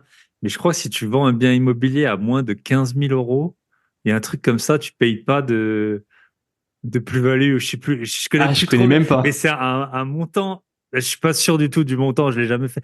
Mais si tu vends un bien immobilier, mais c'est vraiment, vraiment pas cher, je sais plus, t'es pas imposé ou je sais plus exactement ce que c'est. Mais c'est des montants. J'ai déjà vu sur des forums des gars qui parlaient de ça Après, dans c'est des, moins de 15 000 euros pour je vendre crois un que c'est moins appartement, de 15 000 euros, ouais. moins de 15 000 euros, faut vraiment aller le chercher loin, quoi, cet Donc, ouais. appartement. Euh, du coup, je pense la question que tout le monde se pose, c'est comment ben là, du coup, tu es à ton compte, tu es à 100% sur le marchand. Ouais, Euh, c'est vraiment, j'avais eu, j'ai son nom sur le bout de la langue. En tout cas, j'ai eu un marchand de bain, Ced Marcus sur le podcast ouais. aussi. Et lui disait, quand tu te lances en marchand, il faut être 100% dédié à ça, faut tout arrêter. Combien de temps tu peux nous raconter un peu les recherches, que ce soit pour ces terrains ou maintenant, donc visiblement, tu cherches plutôt des grands biens à mettre en copro. Combien de temps tu passes, à quel point tu visites, combien tu fais de kilomètres, un peu quel est justement l'avantage ou l'obligation d'être full-time dessus, Hmm. pourquoi c'est nécessaire. Bah, je pense qu'il a totalement raison. Et puis, j'aurais du mal à contredire Sam Marcus, qui est Hmm. un des grands marchands de biens aussi très inspirant du métier. Mais moi, ce que je fais donc dans mon organisation personnelle, c'est que j'ai 2 jours par semaine qui sont focus que sur ça, full-time visits. Et j'ai 1 jour par semaine sur la gestion des projets. Donc, en tout, j'ai 3 jours sur 5 qui sont sur l'aspect marchand. Évidemment que si on m'appelle sur les autres jours sur ces projets-là, j'y suis aussi, hein, je suis toujours au bureau, etc. Mais à côté de ça, bah, j'ai les accompagnements et j'ai le podcast qui me prennent pas mal de temps. Donc j'essaie de jongler 1 jour accompagnement, 1 jour podcast et 3 jours sur la partie marchand. Il faut être full time en termes de charge mentale. Je pense principalement, il faut se dire que il y a que ça qu'on a à chercher, il y a que des projets qu'on a à suivre, et après ça dépend du rythme qu'on a. Si on a 20 projets par an et en effet 5 jours par semaine, je pense que c'est nécessaire. Si on a un peu moins et qu'on est capable de faire un petit fond de roulement au début, ben je pense qu'en dessous de 10 opérations, en tout cas pour que la division foncière ou la mise en copro avec très peu de gestion de travaux, je pense que c'est faisable de rester sur 3 jours par semaine. En tout cas, c'est ce que je vais essayer de faire et c'est l'objectif que j'ai. Donc, on va essayer de tenir ce cap-là. Au niveau de pour tes questions, tu avais recherche, tu avais prospection. Je passe beaucoup de temps en fait à faire à avoir du off-market principalement. Aujourd'hui, je visite que des biens qu'on m'envoie par mail, par SMS. Et j'ai aussi recruté quelqu'un qui me fait gagner beaucoup de temps. On a recruté un développeur foncier en alternance. Qui est une pépite. J'ai une candidature spontanée sur LinkedIn. Le mec il était prêt à faire 2 mois de stage gratos avec moi. Je l'ai pris en stage gratos, du coup. J'en ai profité. Et il était juste génial. Et quand j'ai vu le potentiel qu'il avait, je me suis dit, mais grave, je le prends direct en alternance. C'est moi qui lui ai trouvé son école, qui lui ai dit, voilà, on fait comme ça et tout. Et il est motivé à bloc. Je sais que je le garderai pas parce qu'il a beaucoup trop de potentiel pour rester avec moi trop longtemps. Mais par contre, aujourd'hui, il me fait gagner 2 jours par semaine puisque toutes les annonces que j'ai en off, mail, SMS, etc. Ou alors il fait un poil de prospection aussi sur Le Bon Coin puisqu'on l'a formé aussi sur cette partie-là. Un peu de prospection sur Telescope, qui est un logiciel qu'on utilise pour la prospection foncière. Et ben, il organise mes journées de visite. Donc les 2 jours de visite, c'est lui qui appelle les agents immobiliers et qu'on passe le moins de temps possible sur la route et qu'on arrive à l'essentiel. Il me mâche le travail aussi sur l'analyse des projets. Donc c'est vrai que à la fin, j'ai pas grand-chose à faire, si ce n'est de faire l'offre d'achat, de négocier le prix et toute la partie que j'adore faire. Et la partie appeler les agents 15 fois parce qu'ils t'ont pas répondu, j'ai plus maintenant à la faire et c'est lui qui s'en occupe à 100%. Et je suis sûr que dans 3 mois, je lui dis, il aime pas trop, mais il sera meilleur que moi puisqu'il fait que ça. Et comme il fait que ça, forcément, il prend en expérience. Il a compris maintenant que c'était un jeu et qu'il fallait s'amuser quand on appelait les agents immobiliers. Et du coup, il arrive à nous trouver des bonnes affaires. Il nous a trouvé une première affaire en off-market total là que on passe sous compromis première semaine de janvier. Donc il y a une enfin en tout cas il a de beaux jours devant lui lui aussi. Et pour l'instant, il m'accompagne. J'ai la chance qu'il reste avec nous pour m'accompagner. Ok, top. Euh, et lui, il se forme à quoi exactement en tant que développeur foncier? Ouais, il est en BTS profession. Alors, il a bac+3 dans le sport, dans l'événementiel sportif. Ça, il a complètement changé de direction. Et il a été accepté à 22 ans de reprendre des études en BTS profession immobilière avec la spécialité marchand. Et il y a qu'une école qui le fait en France, c'est l'INFIM. Et du coup, ben, je lui ai dit, voilà, j'ai cette école-là, si t'es chaud. Et il était clairement à 200%, il se régale sur ses cours. Et l'avantage que j'ai, c'est que il est toute la semaine avec moi, du lundi au vendredi, et on organise la semaine comme on veut. Il fait des cours qu'à distanciel. Donc, c'est quand on n'est pas en visite ou quand on n'a pas de travail, quand j'ai pas de mission à lui faire que il peut faire ces cours-là. Ok. Et ils sont en asynchrone. C'est des vidéos en fait, ces cours. Exactement, c'est des Ouais. vidéos ou il y a des lives des fois où ils peuvent répondre à des questions, mais les lives sont pas obligatoires. Ils peuvent avoir les replays ou je sais pas trop comment ça s'organise, mais en tout cas, on fait ce qu'on veut. On fait ce qu'on veut au Ok. niveau de l'organisation et ça, c'est génial. Ok. Et tu peux nous raconter qu'est-ce que tu cherches un peu en ce moment, quel type de bien Ouais. on a vu bon, les terrains, donc du coup ça c'est pas mal compliqué.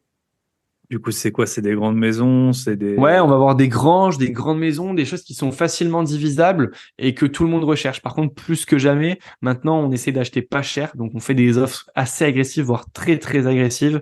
Il y en a, depuis ce que je disais, on a fait les stats il y a pas longtemps. Depuis début septembre, j'ai visité 110 biens. Et sur les 110 biens, j'ai fait 40 offres d'achat. Il y en a que 5 qui ont été acceptés et il y a que 3 qui sont finalement sous compromis, puisqu'on se renseigne au niveau de l'urbanisme si ça passe, etc.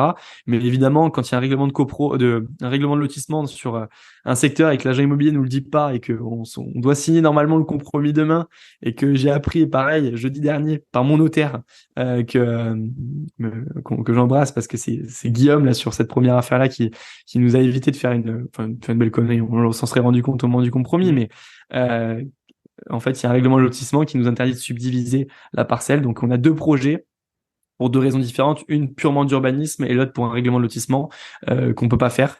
Donc, finalement, on n'a que 3 projets là dans les tuyaux qui devraient sortir. Bah, 3 projets en 3 mois, c'est pas mal, mais ça dépend toujours d'où tu regardes quoi. Ça dépend d'où C'est un tu peu comme la regardes crypto. et Si on regarde que tu as investi dans un truc, c'est devenu 100 000, ça paraît fou, mais si tu as investi ouais. pendant un an dans son. Ces 3 projets, après, c'est intéressant quand même, mais c'est sûr. Mais après, il y a toute la partie pré-commercialisation. On va voir ce que ça donne aussi. Nous, on a plus d'ego sur ça. On est sorti de projet parce que soit on avait fait des erreurs nous-mêmes, soit le marché ne répondait pas à la demande que on proposait. Donc là, c'est pareil. C'est sur ces 3 projets-là. J'espère qu'ils vont aller au bout, hein. Je croise les Mhm. doigts et on va rentrer en période de pré-commercialisation pour les 3. Mais il y en a un qui est déjà et qui se passe plutôt bien. Mais bon, on va voir. Il faut tester le marché qui est très attentiste en ce moment et qui est un peu plus difficile à manier. Ok. Tu peux nous raconter juste un peu toutes les phases. Bah, moi, Ouais, je pense les connaître, mais en gros, je vois une maison avec un grand terrain. Non, là, on divise la maison. Qu'est-ce que c'est toutes les strates un peu qui peuvent s'appliquer sur toutes tes strates de vérification pour voir si le projet peut Bien se sûr. faire, peut-être jusqu'à justement jusqu'à l'acte authentique et Ok. euh, De A à Z. Écoute, ouais voilà. je te la fais rapidement. En gros, nous, ce qu'on recherche, c'est en premier, on demande à l'agent immobilier si c'est que c'est le terrain est constructible, etc. Si c'est pas, on lui demande, on signe un bon de visite à distance et il nous envoie l'adresse ou le cadastre en fonction de ses capacités à nous envoyer une des deux informations. Et nous, on vérifie. On vérifie déjà si, selon le PLU, etc., on regarde si c'est constructible. Donc, on regarde dans quelle zone et la parcelle. Et selon la zone, il y a plusieurs lettres sur les zones. Donc, zone A, par exemple, ça va être les parties agricoles, etc. Zone à urbaniser, Je vous renvoie vers ça le va être... podcast privé. On a un épisode spécial PLU. Comment trouver le Ah, PLU c'est pas et mal ça, c'est une bonne... un bon truc ça. ouais. C'est vrai que connaître les règles du PLU, ça peut être intéressant parce que être sachant sur les règles d'urbanisme, Mhm. ça peut rapporter pas mal d'argent. Donc, je pense que ça doit être un bon podcast ça. Et du coup, on regarde donc le PLU. Évidemment, si on a un doute, on appelle la mairie, selon s'il y a une OAP, donc une orientation d'aménagement de l'urbanisme, ou un PLUI, donc un plan local d'urbanisme intercommunal, qui va faire que potentiellement il y a des changements qui vont être amenés à venir dans les prochains mois, les prochaines années. Donc, on vérifie que c'est soit constructible et divisible, qu'il y ait possibilité de créer un autre accès sans forcément détruire ou en détruisant un garage ou quoi. Donc, on voit les conditions qu'il y a. Et après, moi, ce que j'ai mis en place avec Tristan, qui est notre développeur foncier, c'est les conditions. C'est-à-dire que si c'est une succession, on y va direct. Si c'est constructible, on y va direct, on se pose même pas de questions sur le prix, etc. La distance et tout, on y va. Si c'est hors succession, on pose plus de questions, on affine ça pour voir pourquoi les gens n'ont pas fait la division eux-mêmes. Est-ce qu'ils sont au courant de ça? Parce que pendant le compromis, on va diviser en leur nom. Et donc ça, c'est hyper important. On fait tous les demandes d'urbanisme et tous les documents d'urbanisme pendant le compromis avec le vendeur. À nos frais, évidemment.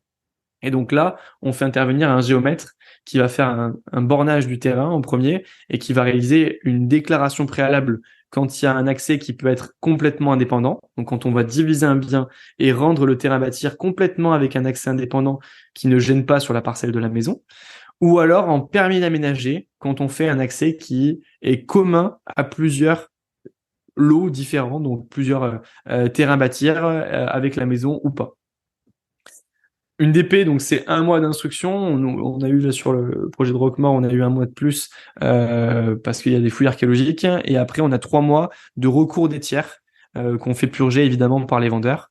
Et pour un PA, c'est 3 et 3, donc 3 mois d'instruction de dossier et 3 mois de recours sur le permis d'aménager. Il y a des fois où on tente de mettre des permis de construire, de déposer des permis de construire aussi pour que ça aille plus vite quand on a directement un DP pour vendre un peu plus cher le terrain avec un permis de construire déjà dessus. Mais c'est pas forcément une solution qu'on fait à chaque fois. Ça dépend vraiment du marché et de la demande qu'il peut y en avoir. Dans l'étape, donc en premier, on recherche le terrain, on se rend compte que si c'est du coup Visible. constructible et divisible, on fait une offre d'achat, on s'entend sur le prix. Évidemment, oui, si pour passer à l'étape suivante. On rencontre la mairie. On essaie de rencontrer quand même un adjoint à l'urbanisme, quelqu'un qui est décisionnaire sur le projet, quoi. Qu'on rencontre pas Charlotte de la Compta qui fait une permanence à la mairie et qui me dit oui, oui, c'est divisible. Pour l'avoir vécu une fois, c'est un peu contraignant après de payer un document d'urbanisme sur quelqu'un qui n'était déjà plus là en mairie. Euh, on se passe au compromis et une fois qu'on passe au compromis, on pré-commercialise direct avec le plan du géomètre qu'on aura rencontré juste avant. Une petite technique aussi, c'est que on prend toujours le géomètre qui est en partenaire, entre guillemets, entre gros guillemets, avec la ville, puisqu'ils n'ont pas de partenariat financier, mais il y a toujours un géomètre avec qui ils s'entendent le mieux. Donc on demande à la mairie avec quel géomètre avez-vous l'habitude de travailler. Et on sait qu'il y a de grandes chances que le document d'urbanisme passe un peu plus facilement avec des relations qui se passent bien entre eux. On fait ça, une fois qu'on est sous compromis, on essaye de vendre tous les lots, on vend tous les lots, et une fois on a dû renégocier le prix parce qu'on a baissé trop les prix de revente, et ça aussi c'est un jeu intéressant franchement de renégocier le prix. On pensait pas, tu vois, on pensait devoir lâcher l'affaire et on avait une condition de suspensible d'obtention de crédit, donc on pensait faire un refus de crédit et sortir du projet, mais finalement on a renégocié le bien, etc., et on a recommercialisé derrière.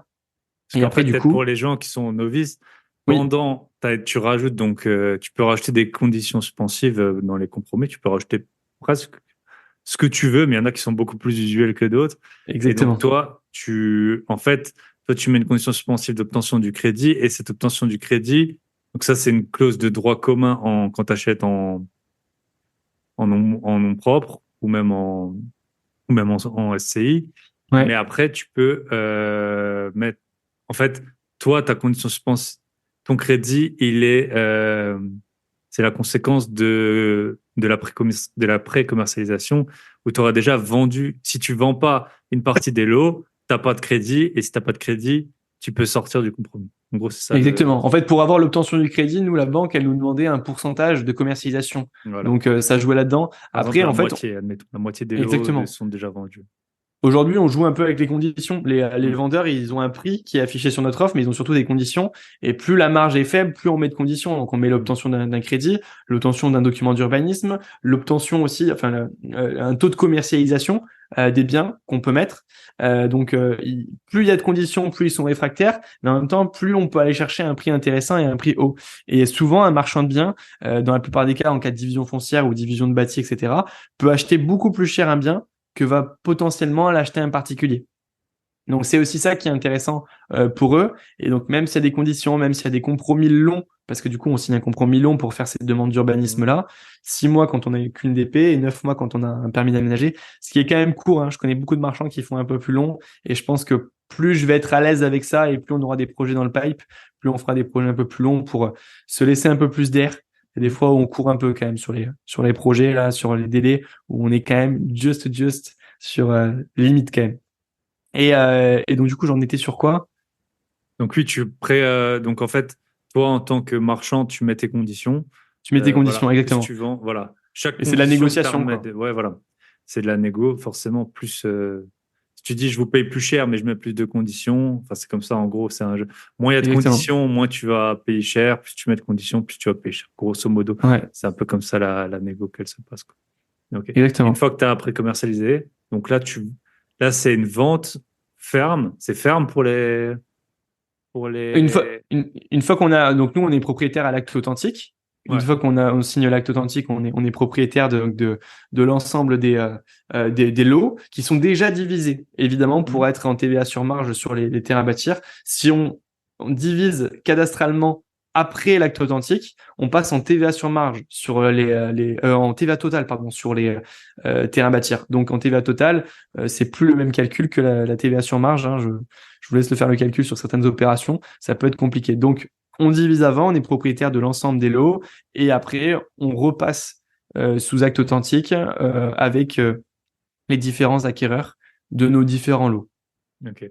Voilà. Et, Plus rapidement et normalement et sur le vous bâti. vous êtes engagé Oui. comment? Parce qu'admettons que toi, tu as pré-commercialisé que 2 lots et sur 10 et que tu n'as pas le financement, toi, tu peux Ah ben, sortir comme tu veux ça dépend de la de la condition qu'on a mis vente. en face. Ok. Il y a des fois, on met pas de conditions de rien du tout, mais c'est que vraiment le jeu en vaut la chandelle. Il y a des fois, on met des conditions et en ce moment, avec les taux qui sont de plus en plus compliqués, la demande qui baisse de plus en plus, on met des conditions de financement sur quasiment tous nos projets. Et puis moi, personnellement, j'ai pas encore les finances pour ne plus mettre du tout de conditions de Oui, oui. financement. Je nous le souhaite dans quelques années, mais pour l'instant, Moi, je te prend pas de parlais risque. des particuliers à qui tu revends. Votre contrat, à quel point il est ferme, en fait, vu Ah ben que. eux c'est une promesse de vente. Donc en soi, si jamais un jour un des particuliers nous pète dans la main et que on vient lui chercher 10%, soit il est très gentil, il nous les donne rapidement, soit s'il veut nous embêter, on va devoir revendre le projet parce qu'il faut se séparer du projet le plus rapidement possible et parce qu'on a des frais financiers qui courent, etc. Donc finalement, les 10%, on les verra jamais. En soi, un acquéreur, malgré tout ce qu'on dit, tout ce qu'on peut borner, etc., soit il a zéro condition suspensive, et là, c'est quand même assez facile d'aller chercher 10%. La moindre condition suspensive, il peut la faire péter assez facilement, quoi. Ok. Et vous, à quel point vous êtes engagé? Et nous, on est engagé à hauteur de nos conditions pareilles. La plupart des projets, c'est la condition de financement qui prédomine tout. Et forcément, on a quelques amis au niveau bancaire. Donc, s'il y a un projet qui est un peu plus compliqué, on leur fait passer le dossier en temps et en heure et ils nous sortent un refus en bonne et due forme. Et vous pouvez sortir de la Ouais. Donc, Souvent, 200 on nous demande promesses. deux refus, tu vois, sur des projets où Mm. on est sorti. Malheureusement, on a fait des erreurs, quoi. On s'en veut même nous aussi, hein. C'est-à-dire qu'on a bloqué un particulier pendant X temps. On a essayé de faire une opération. Un agent immobilier nous l'avait bien vendu. On avait estimé avec plusieurs professionnels immobiliers les prix de revente. Et on s'est planté. On s'est planté autant lui que nous. L'opération, elle n'a pas pu aboutir. Et on a préféré sortir parce que la renégociation n'était pas possible et que plutôt garder les lots sur les bras qui ne se seraient Mm. potentiellement jamais vendus. Ok. Ça marche. Bah écoute, on a fait un bon tour, je pense, de cette activité. Ouais. Euh, Allez, parce qu'on me demande tout le temps, tu peux donner, alors on va pas te parler de tout, mais tu peux parler des chiffres de un projet, parce qu'on me dit toujours les chiffres, les Ouais. chiffres, les chiffres, les chiffres. Donc, Voilà, un projet que tu as je réalisé, t'en prends un sous les yeux là, comme ça au moins on l'a. comme ça on voit un J'ai peu. celui-là en tête. Sur le bien de Roquemort. Donc Roquemort, en plus vous pouvez taper la ville, moi il n'y a pas de problème. On est à côté de la Neuve, donc assez bien situé. Euh, on est pas loin de Nîmes, on va être à 20-25 minutes de Nîmes, et puis il y a un pool d'activité qui est quand même sympa. Roquemort, c'est un village de je ne sais combien d'habitants, mais on doit être entre 8 et 10 000. Hop, je prends l'opération sous les yeux, au moins je saurai de quoi je te parle. On l'a acheté 374 000 euros, ce bien-là, donc frais d'agence inclus. Et on revend la maison 350 000. Je pourrais même te partager le tableau, en tout cas avec les chiffres et tout. On revend la maison 350 000 euros. Donc rien qu'en revendant la maison, ça nous paye quasiment tous nos frais, même si on met des frais de viabilisation, etc., des frais de géomètre, des frais de commercialisation et tout.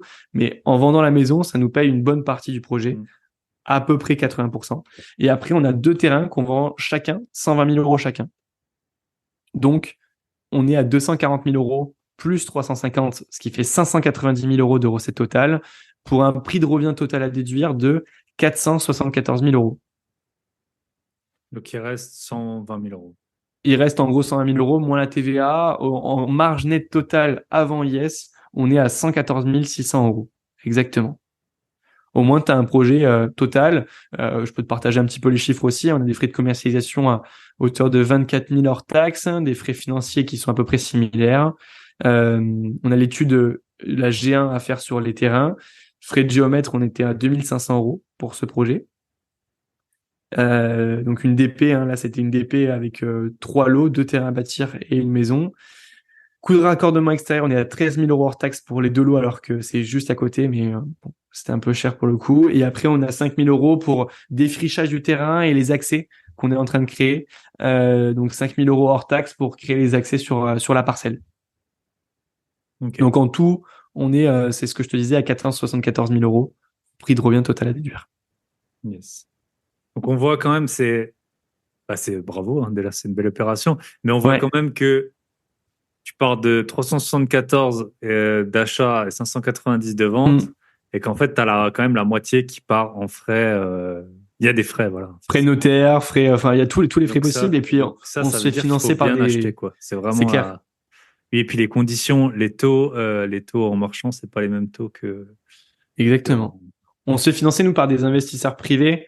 C'est un peu plus simple quand même si c'est un poil plus cher que les banques encore aujourd'hui, mais c'est quand même un peu plus simple. Donc, on émet des obligations et du coup, on a des gens qui nous prêtent de l'argent à un rendement de 10%. Et puis, c'est comme ça qu'on a fait nos premières opérations. C'est quand même assez sécure pour eux parce que ça reste de l'immobilier. Il y a une pré-commercialisation qui est faite. Ils nous font quand même pas mal confiance. Donc, ça leur fait tourner de l'argent à 10% sur l'année. Et les opérations durent toujours moins. Donc, c'est vrai que leur argent tourne rapidement et peut tourner sur plusieurs OP. Ils nous relancent même en ce moment, nous dire c'est quand la prochaine. J'ai trop de cash, j'ai trop de cash. Ok. C'est des bons problèmes Top. pour eux. Ok, ben, je voulais faire un épisode court, ça prend toujours. Encore, ça va, on va faire court. On a été synthétique un peu quand même. Ouais, on a été 20 synthétique. 18 ouais. Voilà. Tu peux nous dire, vu que c'était ton podcast, un peu le titre, même si maintenant tu as changé, un petit jeune ou un petit vieux qui veut se lancer, je pense qu'il n'y a pas d'âge, mais voilà, quelqu'un qui n'est pas du tout encore lancé, du coup, au final, en 3 ans, tu as eu quand même quatre activités quasiment. Ouais. Tu auras un petit message clé, peut-être pas juste lancez-vous, mais quand voilà, toi, tu as dit, tu as bossé pendant 6 mois pour trouver la maison, peut-être sur la détermination, sur peut-être la différence entre l'entêtement aussi, parce que sur la crypto, ben, à un moment, ça montait, et puis tu as quand même su sortir, peut-être un peu trop tard, mais pas le plus. Enfin, tu aurais pu encore y laisser plus de plumes. Donc, ouais, peut-être. Voilà, comment on fait quel serait ton message si bon, allez, je me lance. Au début, c'est la merde. Je trouve pas de terrain.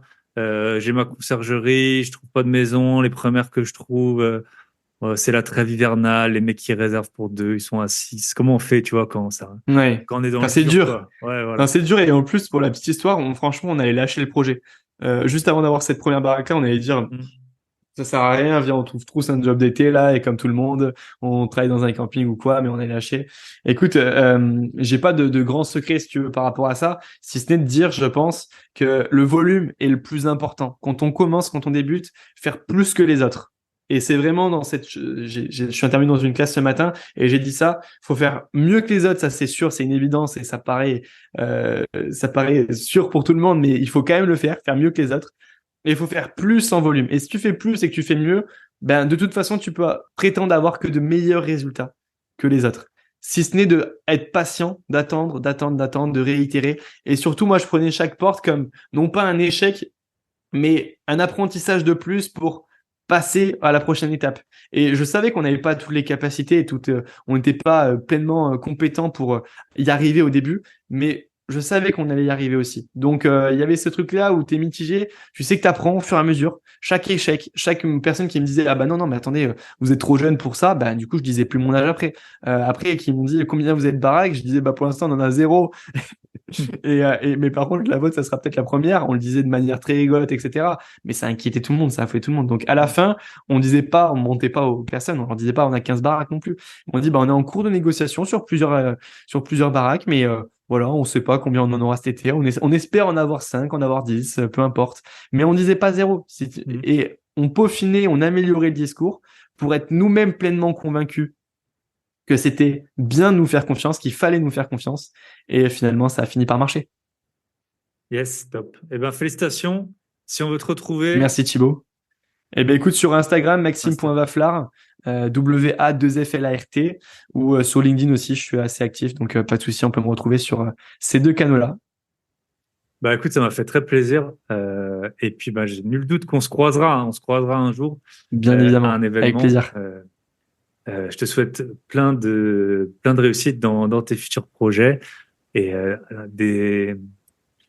des mairies qui sont conciliantes et qui des permis de construire qui vont au bout. Écoute, je nous le souhaite aussi. Merci à toi très Thibaut. bientôt. Bye bye. Ciao. Et voilà, on arrive au terme de l'épisode. Vous avez vu Maxime, c'est un sacré numéro. Il avance à la vitesse de l'éclair. Je vous souhaite encore une très bonne année, un bon réveillon. Prenez soin de vous, prenez soin de vos proches encore plus que jamais et de vos gros billets encore plus que jamais. Ça a été un plaisir de partager cette année avec vous. Et comme d'hab, n'oubliez pas, notez sur Spotify, sur Apple Podcast, partagez l'épisode ou allez jeter un œil sur le site de référence, le meilleur site de 2023 et probablement de 2024, grosbillet.com. Ça a été un plaisir. Bonne année à tous et à très bientôt. Bye bye.